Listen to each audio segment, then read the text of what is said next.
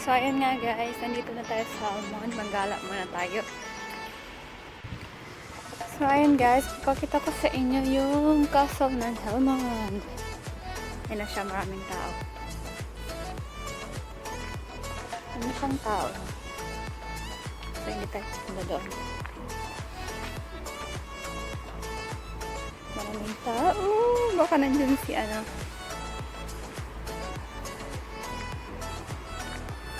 Plus. Ayan yung castle ng Helmond.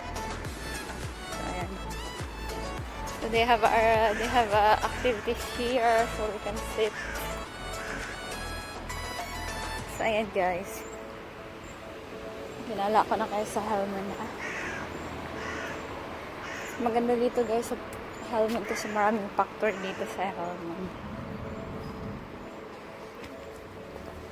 So, ayan yung castle. See? Ang ganda. Meron silang activities. Which is ayan. Picture.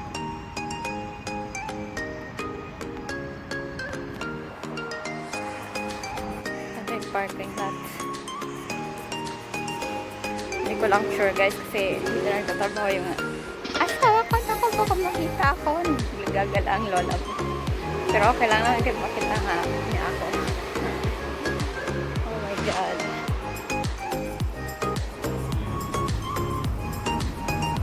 So, ayan. Ayaw ko nang pumunta dun sa arhan.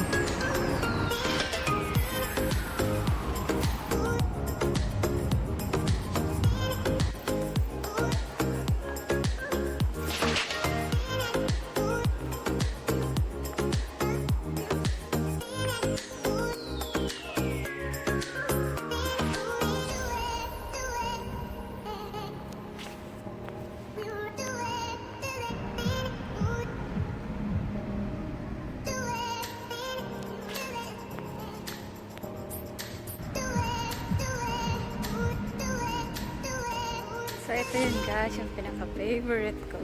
I just didn't find it.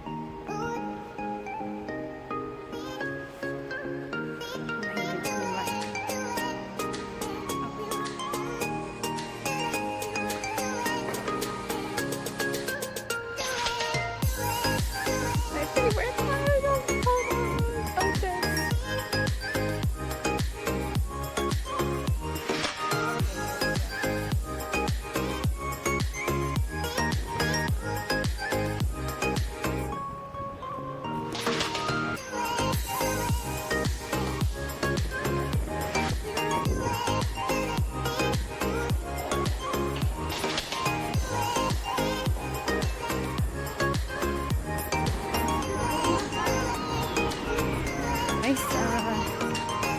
So, ayun nga. Pauwi na tayo kasi mukhang ulan.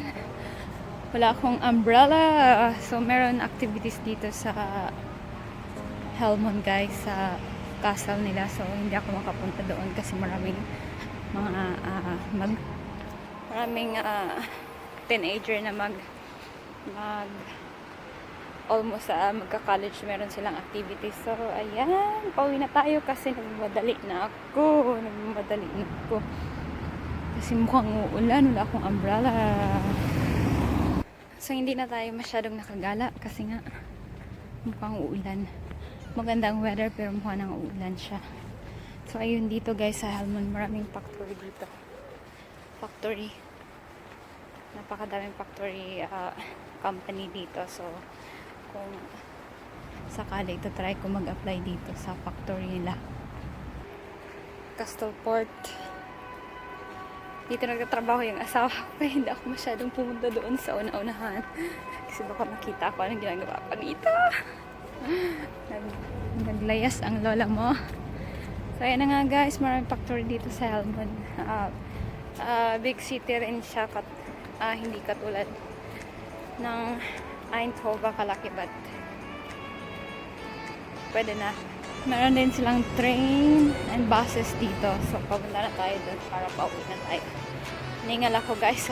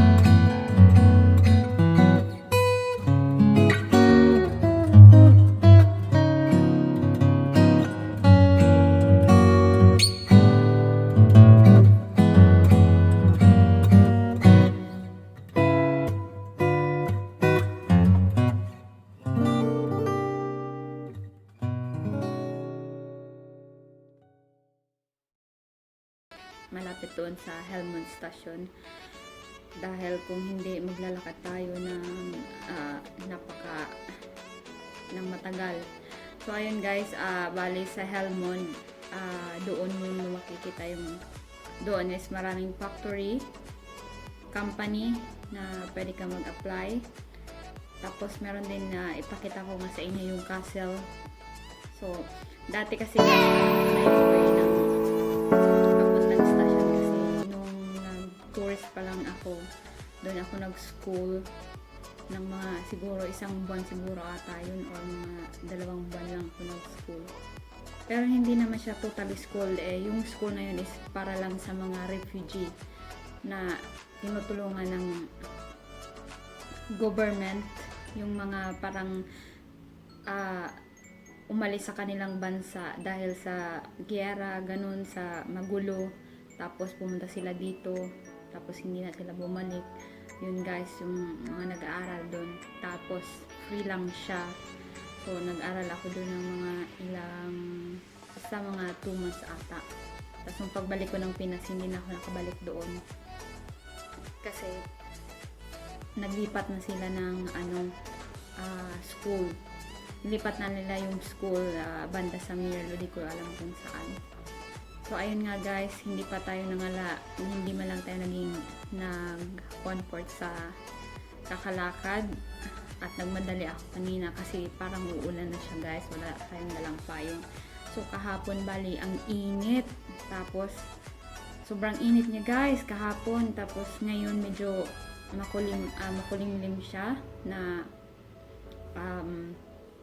ang tawag doon, yung hangin is malamig. So palagi ako nagbabao ng jacket kasi minsan malamig, di mo alam yung weather nila is paiba-iba, yung bigla ka ng uulan, bigla na lang malamig, parang ganun. Kaya palagi ako nagdadala ng jacket kasi minsan sobrang lamig sa umaga.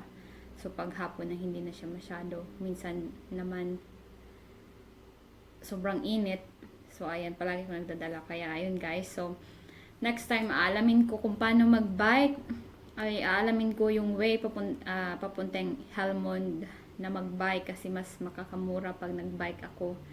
papuntang Helmond. Kasi doon sa Helmond guys, meron naman siyang pwede mong iwanan yung bike mo. I think magbabayad ka pero hindi ko pa siya na-try. Pwede mo siyang iwanan na safe talaga siya. Tapos, or pwede ka nga rin manghiram ng bike doon pero hindi ko lang sure kung may bayad ba. Pwede ka manghiram, halimbawa, step out ka tapos punta ka ng Helmond. Tapos pupunta ka sa city ng Helmond or kung saan ka man doon, pwede ka manghiram ng bike. So, meron silang ganun guys. So, ayan. So, ayun lang guys. Natour ko na kayo sa Helmond. Hindi man lahat, pero at least napakita ko sa inyo yung Helmond kung saan malapit kami. Siguro, kung lalakarin mo ata, mga 25 minutes kung alam ko na yung way. Pag nag-bike ka siguro mga 10 minutes ata. Kasi malapit, sobrang lapit talaga guys. So, kaya ang mahal ng 3 euro pag nag-bus ka. Mahal. So, aalamin ko siya pag bike. Okay. Thank you guys. That's it for today. Bye-bye. Kung hindi pa kayo nakasubscribe sa aking channel, please don't forget to subscribe. And pahit na rin po ng bell button para ma-notify kayo sa mga upcoming videos ko guys. Thank you. Bye-bye.